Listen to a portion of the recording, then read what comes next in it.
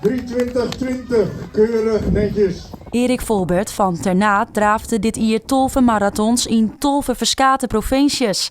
Dit dochter voor het goede doel Spieren voor Spieren. Een stichting die hem inzet voor baan met spierziektes.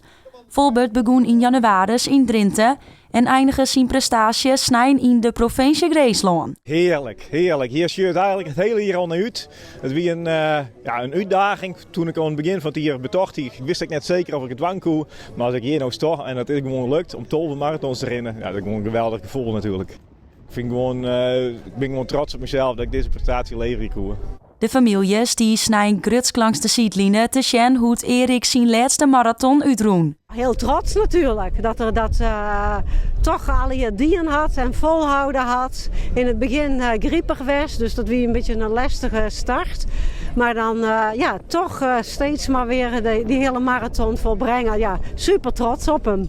Volbert sammelt geld in en zit op dit stuit op zo'n €3.000. Ik wist van tevoren net zo wat ik verwacht kon, dus ik hier een symbolisch bedrag van 2024 deel zet, omdat het dit hier is. Maar ja, elke euro is natuurlijk helemaal mijn naam, dus ik hoop dat er nog wat meer bij komt en ook het helemaal voltooid had natuurlijk. En na alle mannen een marathonroem te hebben, binnen de plan voor 2024 nog restig. Waar ik wel vreeg, want dat is dan volgend jaar gaat het dan al doen, maar dat haak ik net echt. Dit is ik wel een beetje eenmalig, omdat ik 12 jaar waard en het maakt echt wat bijzonder blijven. Dus ik zal dit volgend jaar net vat werden van. Maar ik weet van mezelf dat ik wel blijf rennen en dan komt er vanzelf wel weer een leuk doel voorbij. In Nederland heb ik het gevoel dat ik nou de marathons al een beetje uitspelen ga. Maar dan ben in het buitenland heb ik nog heel volle mooie marathons. Maar daar ga ik dan weer heen in combinatie met een leuke stedentrip. Dat was echt even een uitje van mij.